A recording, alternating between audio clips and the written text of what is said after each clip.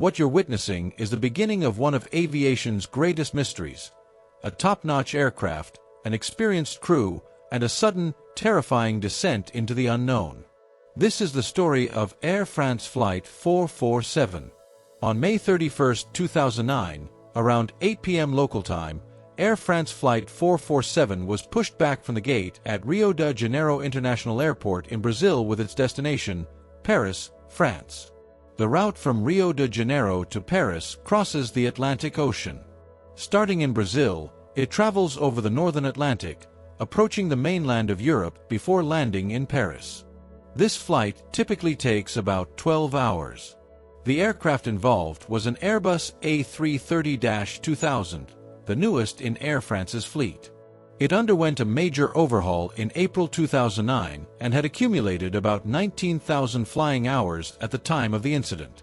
Two General Electric CF6 engines powered the aircraft, with no documented issues. On board were 216 passengers of nearly 30 nationalities. The majority of passengers were French, Brazilian, or German citizens. The passengers included business and holiday travelers.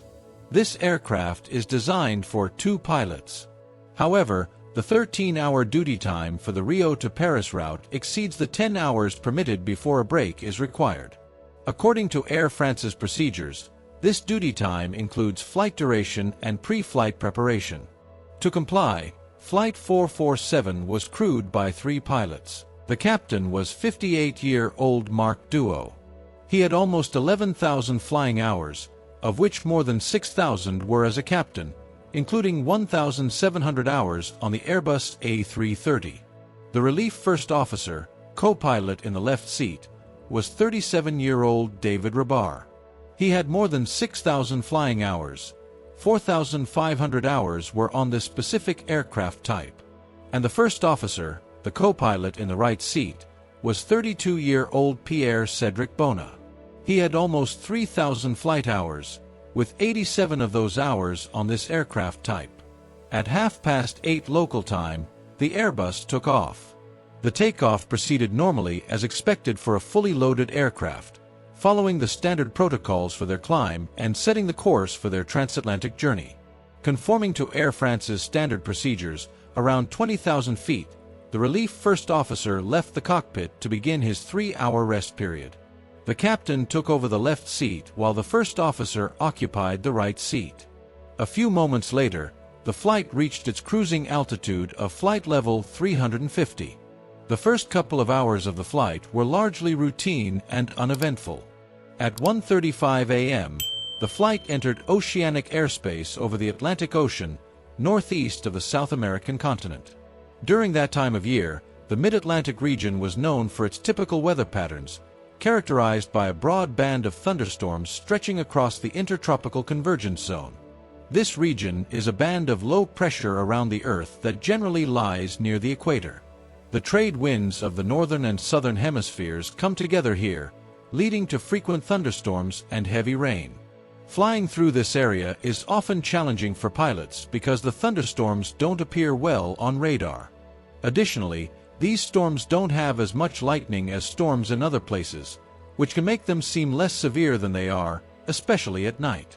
While the aircraft's automated systems manage the flight, a primary responsibility of the cockpit crew involves overseeing the flight's progress using the onboard weather radar to avoid areas of significant turbulence.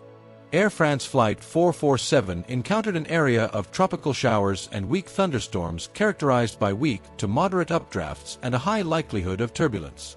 The crew discussed their desire to climb to flight level 370 to ascend above the weather, but they found it too warm to climb to that altitude. Warm air is thinner, reducing the lift the plane can generate, which is crucial for maintaining flight. The crew dimmed the cockpit lights and turned on the landing lights to see outside. It looks like we're entering the cloud cover. It would have been good to climb. Now, it's going to be turbulent for my rest. At 2 a.m., the relief first officer returned from his rest break. The captain left for his without providing a proper briefing. Consequently, the first officer, now the pilot flying in the right seat and the designated pilot in command in the captain's absence, informed the relief first officer about the inability to climb and anticipated turbulence ahead, similar to recent encounters.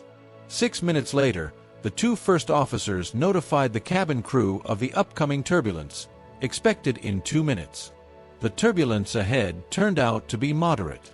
Despite having the autopilot engaged, the bank angle fluctuated between roughly 3 degrees to the right and 5 degrees to the left. The first officer adjusted the radar gain setting to increase its sensitivity and suggested a deviation to the left. They turned the aircraft 12 degrees left of the intended track to avoid the worst of the weather. 2 minutes later, the aircraft encountered an updraft. A sound typical of ice crystals hitting the fuselage was heard. The pitot tubes started picking up ice particles. Normally this would not be a problem, but if the concentration of ice crystals is high enough, they can clog them faster than the built-in heaters can melt them. The A330 has 3 pitot tubes, one each for the captain, the first officer, and the standby instruments. Each pitot tube measures the pressure of the oncoming air, which is then compared to the static pressure to derive the plane's airspeed. This data, in turn, is used to calculate a number of other parameters, including Mach number, vertical speed, and altitude, which are all displayed instantaneously to the pilots. But if ice crystals clog the pitot tubes, air cannot enter them, causing the measured pressure to drop, which in turn causes a decrease in indicated airspeed. On Flight 447, as all 3 pitot tubes filled up with ice, the airspeed readings quickly became invalid and fell from 275 to 139 knots. This started a chain reaction of problems. The autopilot disconnected, and the flight director bars disappeared. The aircraft's flight control law changed from normal to alternate, leading to the shutdown of many built-in protections such as angle of attack, overspeed, and bank angle protection. Therefore, the aircraft became more sensitive to roll inputs. "I have the controls." The aircraft rolled right, and the first officer began hand-flying the aircraft, making nose-up and left roll inputs. The auto-thrust disconnected and went into thrust-lock mode, freezing the power setting at 83%. The pitch attitude rose to 6 degrees, and the vertical speed increased through 1,800 feet per minute, triggering the stall warning. A stall happens when the aircraft's wings can no longer generate enough lift. This loss of lift leads to a sudden decrease in the aircraft's ability to stay airborne, causing it to drop or lose altitude rapidly. The first officer struggled to regain control over the bank angle and over-controlled the roll input with a series of left and right banks. The control inputs were exactly out of phase with the roll motion. After a challenging period, he gradually managed to stabilize the roll over the next 30 seconds, which silenced the stall warning. Just seconds later, the airspeed indicated on the standby instrument began to decay once more, dropping sharply from 270 to 73 knots. The aircraft's pitch increased by 11 degrees, and its vertical speed increased through 6,000 feet per minute. The first officer continued to make nose-up inputs, and the pitch attitude increased to 16 degrees. A series of small roll movements began. He countered each with a lateral stick input. The stall warning was triggered again, and amidst the chaos, attempts were made to call the captain back by ringing a call chime in the crew rest area. The stall angle of attack was reached, causing the aircraft to shake as it entered an aerodynamically unstable condition. Thrust was increased to toga. The first officer continued to make nose-up inputs, resulting in the aircraft maintaining a shallow climb. Above all, try to touch the lateral controls as little as possible. The rolling continued, and the first officer's inputs increased, using up to full left and right stick inputs to counteract them. The ice blocking the pitot tubes had melted, and all 3 airspeed indicators displayed the correct readings of around 180 knots. It became clear that they were flying too slowly for this flight level, as the normal airspeed for their flying altitude was about 260 knots. Seconds later, the aircraft reached its maximum altitude of almost 38,000 feet. It had gained 3,000 feet in just 1 minute and 7 seconds since the autopilot disconnected. The bank angle increased to the right. The first officer held full left stick with virtually no effect on the bank angle. I don't have control of the aircraft anymore. I don't have control of the aircraft at all. The relief first officer made 2 full left control inputs. The first officer kept his control stick fully to the left and pulled it all the way back for nearly 40 seconds. The descent rate increased to 10,000 feet per minute. The pitch attitude fluctuated between about 10 degrees and 16 degrees nose up. 2 minutes after the autopilot disconnected, the captain entered the cockpit. The indicated airspeeds dropped below 60 knots, which made the angle of attack sensors invalid and silenced the stall warning. As the speeds fell below 30 knots, a red SPD flag replaced the airspeed indication. Despite the first officer's side stick being full left in an attempt to control it, the aircraft was tilted to the right with bank angles fluctuating up to 45 degrees. What are you doing? What's happening? I don't know what's happening. We're losing control of the aircraft here. We lost all control of the aircraft. The pitch attitude poised from 8 degrees to 15 degrees nose up. The thrust levers were moved to idle, and the nose pitched down. Each time the nose pitched down, the angle of attack reduced slightly. The airspeed indication reappeared, and the stall warning reactivated. I have the impression that we have some crazy speed. The first officer deployed the speed brakes, causing the nose to pitch up level with the horizon. The relief first officer told him not to extend the speed brakes, and they were retracted. As a result, the nose returned to 8 degrees below the horizon before pitching up again. The aircraft continued to descend with vertical speeds between 10,000 and 15,000 feet per minute. The thrust levers were moved to the climb power setting, and for the first time in a minute, the aircraft's wings briefly became level, indicating a straight flight path. However, this was only temporary, as the aircraft continued to sway left and right, prompting the first officer to make significant movements with the side stick to counteract each roll movement and stabilize the aircraft. As the aircraft descended through 20,000 feet, the thrust levers were moved from the climb detent to toga. Shortly after, the aircraft began to roll to the right. Full left side stick input was applied once again and held steady for 20 seconds. We're there. We're passing level 100. They had already descended 28,000 feet at that time. Wait, I have the controls. The relief first officer made a left input for about 7 seconds, but the first officer never released his side stick input. How come we're continuing to go down? The relief first officer instructed the captain to see if a reset of the flight control computers could help. The captain remarked that it would not do anything, but he reset the primary and secondary flight control computers anyway. 9,000 feet. I've been at Max's nose up for a while. The relief first officer pushed his own stick forward while the thrust levers were pulled back to climb power. The first officer, however, continued to pull back, and dual input sounded again. The relief first officer lowered the nose to 7 degrees below the horizon. The airspeeds and stall warning were displayed once more. 7 seconds later, despite the relief first officer saying he had the controls, the first officer began to pull back on the side stick again. Dual input was announced, and the aircraft started to pitch up. The thrust levers were pulled back to idle for 2 seconds, and the nose pitched up to 16 degrees. Seconds later, as the aircraft reached 2,500 feet, the ground proximity warning sounded in the cockpit. The thrust levers were moved to toga, and both pilots applied a nose-up command as the aircraft pitched up towards 16 degrees again. Then, the first officer pushed the takeover button on his side stick, cutting out the relief first officer's commands. The aircraft dropped from 38,000 feet to sea level in just 3 minutes and 30 seconds.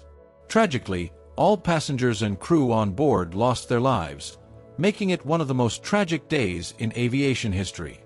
Let us take a moment to reflect on the profound impact of this event and remember those who were lost before we continue with the investigation. Shortly after 4 a.m., when the flight had failed to contact air traffic control in either Senegal or Cape Verde, the controller in Senegal attempted to contact the aircraft. Despite his attempts, he received no response. Brazil and Senegal alerted rescue services, initiating the search for the aircraft.